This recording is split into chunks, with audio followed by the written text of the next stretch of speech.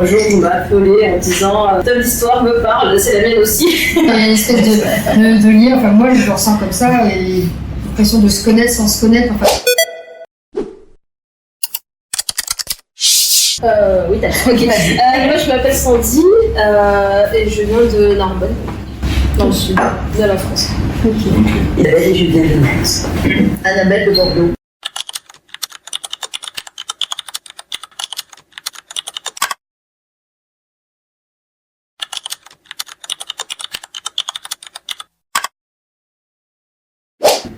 Stéphanie de Montargis et après région parisienne. Guillaume de Béziers. D'accord. Pierre Belay, toulousain et parisien. Si vous êtes ici, c'est que vous avez tous en commun donc, cette opération Baby Lift. Est-ce que quelqu'un veut la présenter un peu? Femme de Vietnam, le président Ford a $1 milliard au rapatriement des orphelins de guerre. C'est ce qu'ils ont appelé l'opération Baby Lift. Cette opération consistait à embarquer des enfants dans des avions qui partaient ensuite pour les États-Unis et être adoptés aux États-Unis, en Australie et en Europe. Il y a eu entre 2 et 3 000 enfants évacués, adoptés, et nous on est parti avec le premier avion, le 4 avril 1975, qui s'est écrasé loin de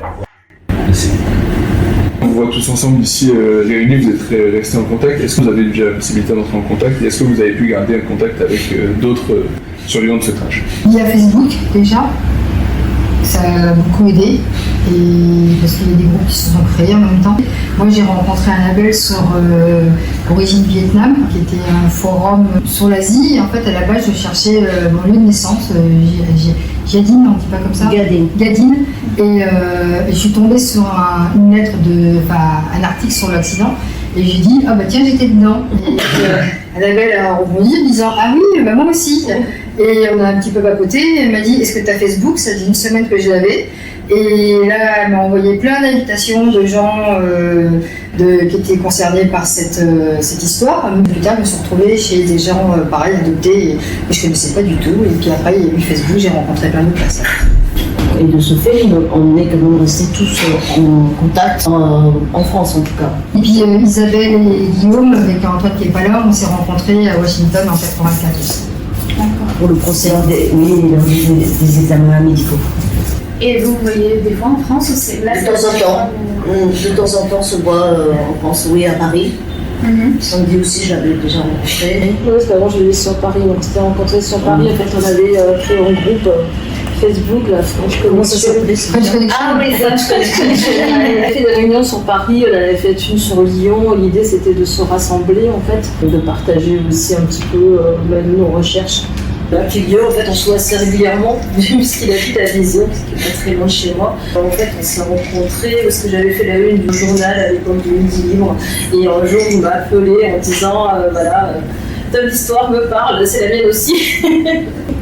Et on s'est rencontrés, et puis depuis, on se voit assez souvent. Il y a quand même une petite communauté en France d'adopter de baby lift. Il y a une bonne dizaine, il y a Nicolas Barre, Stéphane Ferré aussi. Ouais, en France, on doit peut-être une maximum dizaine, une quinzaine. Ils ont de Belgique, d'Europe. Ouais. Et le plus gros, c'est quand même les Américains et les Australiens. Vous avez des contacts avec eux Oui. Une page Facebook C5A Galaxy.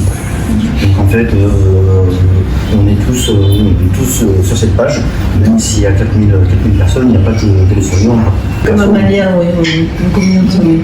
Pour la première commémoration, ils ne sont peut-être pas là, et voilà. Mais il y a quand même un lien. Oui, parce qu'Annabelle est à 3 ou 4e commémoration. Oui, je suis la plus âgée du groupe. J'ai fait cette démarche pour mes 30 ans. Oui, j'ai fait plus de 35 ans de danse en baby lift, un des premiers. C'est la première fois que vous venez au Vietnam? Non, c'est la deuxième fois. La première fois, j'avais juste un petit voyage sur le pour la commémoration. Justement, sur la commémoration précédente qui s'était déjà déroulée, comment ça s'était passé et comment vous y aviez pris part? C'est comme ici, là, on se rejoint et il y a un lieu de rendez-vous. La première fois, c'était à l'hôtel Rex. Et là, tout le monde était venu là se rejoindre. Et après, le jour même, donc il y a une communauté aux États-Unis, tous les ans. Ce n'est pas que les adoptés du Baby-Lift, c'est tous les adoptés qui viennent en général. Ce lieu-là, cette opération Baby-Lift, c'est un peu le lien entre tous les adoptés, puisque nous sommes tous à ce moment-là. C'est sympa. Vous avez en fait une histoire qui est à la fois très personnelle, mais vous avez l'impression de vous reconnaître chacun dans vos récits un peu. Oui, parce qu'on a ça en commun quand même. C'est vrai, c'est un fil commun. C'est comme ça on se connaissait et c'est ce fil-là qui, pour tout le monde. Hein. Je le ressens comme ça, oui.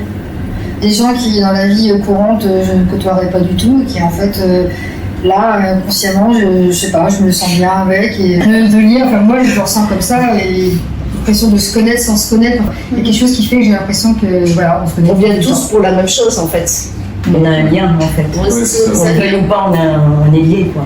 Et pour la commémoration du 4 avril, comment ça va se passer? Qu'est-ce que vous allez... Alors, le rendez-vous a lieu vendredi matin à 9h. Mais je pense qu'on est assez nombreux, mais on n'a pas eu l'occasion encore de rencontrer tout le monde parce qu'ils sont tous éparpillés dans Saigo. Il y a un hôtel, c'est ça, sur un terrain privé. Et à côté, il y a tu l'as vu ou pas? Il y a une sorte de turbine. Oui, il y a en fait un hôtel qui a été construit au-dessus d'un morceau de ouais. Et donc là, il y a toujours cet hôtel-là, et après, c'est un peu plus loin, c'est au milieu c'est sur une rivière. Qu'est-ce que ça a été votre sentiment quand vous êtes arrivé au Vietnam la première fois? Parce qu'on en a parlé avec Guillaume la semaine dernière, et c'était un peu l'idée d'être arrivé et d'avoir eu l'impression d'avoir toujours vécu ici. C'est récent pour ceux qui viennent d'arriver. Oui, on a vécu ensemble et on sent la même chose. Et on se rejoint en fait. Et le vol, on se regarde, on se pose la question, bah non, rien. Et puis en fait, moi ça monte doucement. Je réalise en fait aujourd'hui. Et juste avant, c'était une interview, c'est vrai qu'on a été dans un orphelinat. J'ai aperçu des enfants et c'est vrai que ça m'a crevé le cœur et une émotion qui est montée, voilà. Et moi je me dis que si j'ai rien ressenti, c'est parce qu'en fait je me suis peut-être pas sentie dépaysée, que c'était chez moi mais je m'en rendais pas compte, et que c'est pour ça que j'ai pas de sensation d'être ailleurs. Mais j'ai pas eu le waouh en disant je suis chez moi, j'ai les larmes aux yeux. Peut-être que c'est ça le retour pour moi. Est-ce que vous avez eu aussi chacun le temps et l'occasion aussi de vous imprégner de la culture vietnamienne et de découvrir ça aussi au fur et à mesure de votre vie? Moi c'est surtout à travers de la nourriture. À Paris on a le quartier chinois, le 13e, et maintenant c'est vrai qu'avec le groupe de Parisiens, on fait souvent des restos vietnamiens, et là je connais un peu plus. Mais j'ai eu la chance aussi que mes parents avaient des amis, un couple d'amis. La mère était vietnamienne et on mangeait beaucoup de plats faits maison par la grand-mère, qui était vraiment un régal. Donc j'ai quand même eu une petite touche alimentaire très jeune. Et par rapport à cette aspect de culture, quand est-ce que vous êtes intéressé à un peu vos recherches personnelles sur votre identité?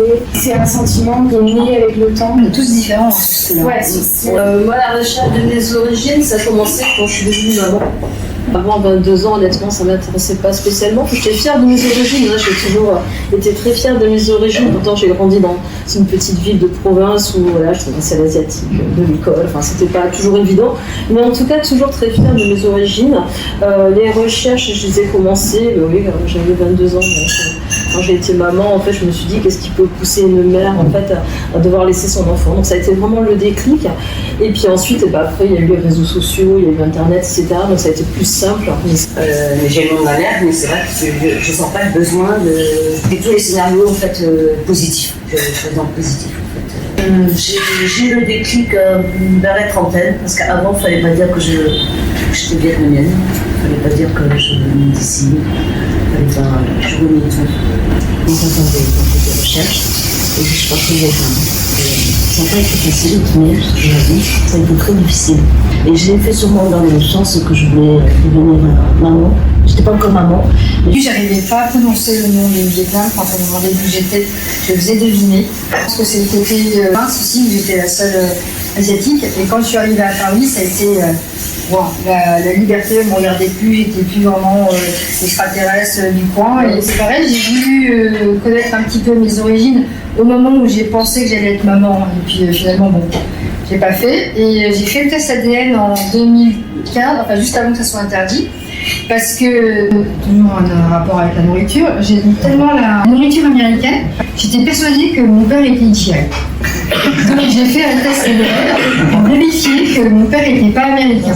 Et là, finalement, je me suis rendu compte que j'étais 100% chinoise. Alors, ça m'a fait mal sur le coup parce que pendant 40 ans, on se dit qu'on est vietnamienne et du jour au lendemain, t'es chinoise. Et j'ai une amie qui a trouvé les mots, elle a su parler, et elle m'a dit Steph, si t'aimes la raclette maintenant, t'es chinoise, tu n'aimeras plus la raclette.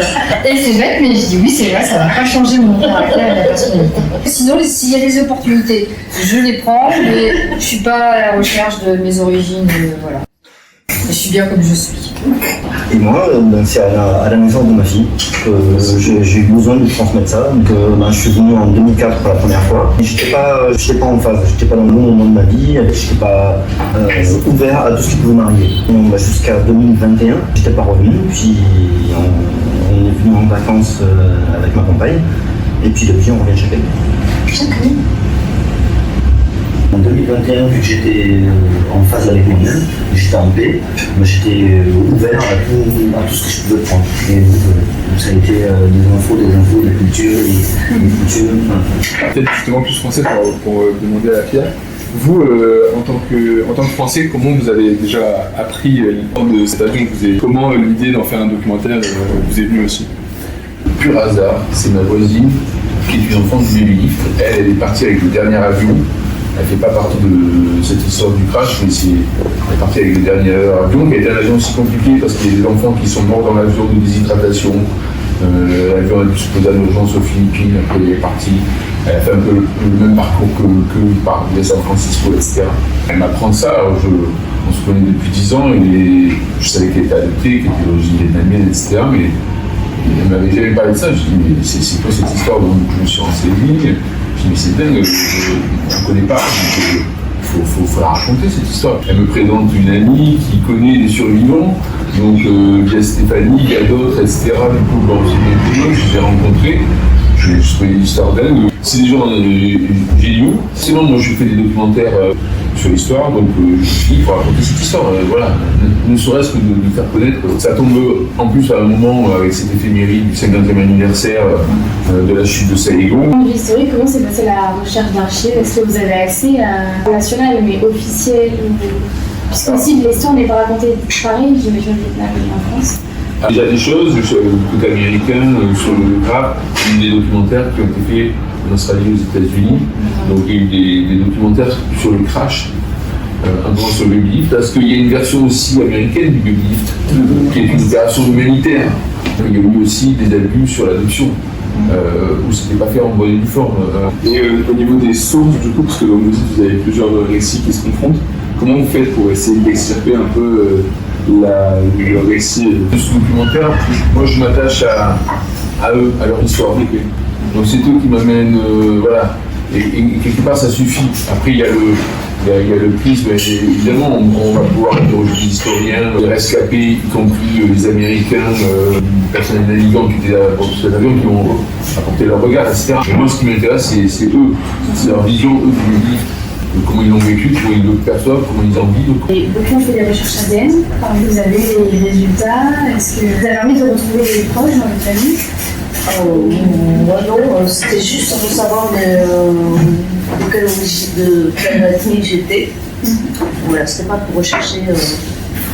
Vous n'avez pas la volonté de chercher en particulier? Non, je ne suis pas dans cette optique-là, c'était juste pour savoir. J'ai trouvé des cousins à Montréal. Mais eux, en fait, ils sont plus cambodgiens. L'histoire que vous avez envie de raconter, chacun, ou d'un point de vue personnel, ou plus collectif? Moi personnellement, j'en parle beaucoup. L'idée c'est déjà de faire connaître l'opération Babylift, parce qu'en France ça a été une opération qui a été volontairement étouffée. À l'époque, le gouvernement a demandé de supprimer carrément tous les documents liés à l'opération Babylift, déjà pour éviter un incident diplomatique avec le Vietnam. Il faut savoir qu'à l'heure actuelle, pour le Vietnam, les 3000 enfants qui ont été enlevés, c'est assimilé à un enlèvement massif d'enfants et pas du tout une opération humanitaire quelconque pour des familles américaines un petit peu friquées. Donc, au départ, j'en parlais déjà, c'était pour retrouver tous les adoptés français qui étaient dans mon cas. Et ces fruits, la preuve, j'ai réussi à retrouver quelques personnes, quand même, les 2/3 des personnes qui étaient adoptées en France. Là, en fait, je continue mes recherches. Donc, moi, j'ai fait le test ADN à plusieurs sociétés pour essayer de retrouver de la famille, déjà. Pour l'instant, ça n'a pas été probant. Parce qu'en fait, les tests, on retrouve des cousins au 8e ou 9e degré. C'est souvent des gens aussi qui ne vivent pas au Vietnam, qui ont aussi été adoptés. Et là, moi, je suis venue ici au Vietnam pour faire le test ADN au Vietnam. Et vu le nombre de demandes de la part d'adopter ou des personnes qui font des recherches, c'est d'établir une banque de données nationale. On a utilisé aussi d'autres moyens, comme notamment une vidéo, un groupe de recherche en fait, dans l'esprit un petit peu perdu de vue. La famille au Vietnam a disparu, que ce soit à cause de la guerre, des enfants qui se sont perdus, etc. Donc il y a un véritable engouement pour cette émission. On m'a proposé de faire cette vidéo il y a à peu près un mois de ça. Ça tombait bien parce que je savais que j'allais venir ici, donc je me suis dit, tant qu'à faire, autant faire la vidéo. Comme ça, s'il y a des contacts ou quoi, autant être sur place. Il y a 2 familles qui ont contacté l'émission suite à la vidéo. On a fait du coup une visio avec ces familles-là qui nous ont raconté le pourquoi elles pensaient que je pourrais faire partie de leur famille. Alors pour moi, c'était super intéressant parce que c'est la première fois que j'entendais en fait des familles avoir le témoignage en fait de mères qui cherchent leurs enfants. Parce que c'est vrai, quand t'es encore adopté, on ne sait jamais trop si vraiment de l'autre côté il y a une demande en fait. Moi en tout cas, pour ma part, il y a une demande, mais je ne savais pas du tout si effectivement c'était partagé. Vraiment se poser des questions sur la légalité de certaines adoptions. Donc voilà, moi ma quête elle se situe à ce niveau-là. Vous êtes engagé dans des associations par exemple? Oui, alors moi je fais partie d'une association qui s'appelle l'association IAM. Donc c'est l'association des adoptions illégales dans le monde. J'ai été contactée par un des fondateurs de l'association qui un jour m'appelle et me dit je suis adoptée. Et il y a beaucoup d'adoptés qui m'appellent, en fait, comme j'étais assez médiatisée, etc. Souvent, des personnes m'appellent et je lui dis, ok, tu es du Vietnam? Il me dit, pas du tout, je suis du Guatemala. Je dis, ah. Il y a un petit souci. Il y a un petit souci de continent. Et il me dit, mais moi, j'ai été adoptée via telle association. Je dis, là, je la connais, c'était l'association aussi qui gérait mon adoption. Et en fait, cette personne me dit que, il est en train de monter un dossier qui est très sérieux. Il y a un grand article qui est passé dans Le Monde il n'y a pas si longtemps que ça, qui dénonce les dérives de cette association. On s'est rendu compte que sa mère, en fait, elle a passé sa vie à le chercher, qu'elle est décédée maintenant, et lui, c'est son combat. Et donc, il m'a demandé, on s'est vu plusieurs fois, il m'a demandé si je voulais intégrer l'association, donc du coup, je m'en occupe moi pour le Vietnam. Et donc notre objectif, c'est pas du tout de cracher sur l'adoption internationale ou quoi que ce soit, c'est vraiment, en fait, que ça se fasse dans la transparence pour le respect de l'enfant en priorité. Je suis venue il y a 25 ans, on regardait pas hyper gentiment. Et là, depuis cette année, cette fois-ci, je n'ai pas eu ce sentiment-là. Alors qu'en 2016, il y en avait un peu quand même. Le regard, vraiment, je ne répondais pas parce que je ne parle pas la langue. Moi, personnellement, je me sens en France, je suis française. Ouais. C'est mon histoire est française, ma famille est française. Je déteste quand on me parle, on me dit des parents adoptifs, c'est pas mes parents adoptifs, ce sont mes parents. Et là, le Vietnam, c'est peut-être le démarrage. La première fois que vous venez sur le Vietnam? Isabelle et moi, oui. Ouais. Mais par contre, ce qui est bizarre, c'est que je me sens pas non plus étrangère. On n'est pas anonyme, non. Voilà, je veux dire, je parle pas la langue, mais je sais pas, ça me dérange pas. Je voulais vraiment insister sur ce point-là. J'ai ma famille, j'ai mes parents, je suis toujours dans cette idée que les parents, c'est des personnes qui élèvent, qui qui grandissent, qui font grandir les enfants, qui font ce que je suis aujourd'hui. Et c'est pas parce que je fais des recherches sur mon parcours, sur l'histoire de vie, qui ont fait que j'en suis là aujourd'hui, qui font que je renie ni ma culture française, ni mes parents adoptifs et tout ce qu'ils ont fait pour moi. Merci beaucoup. Merci à vous. Merci.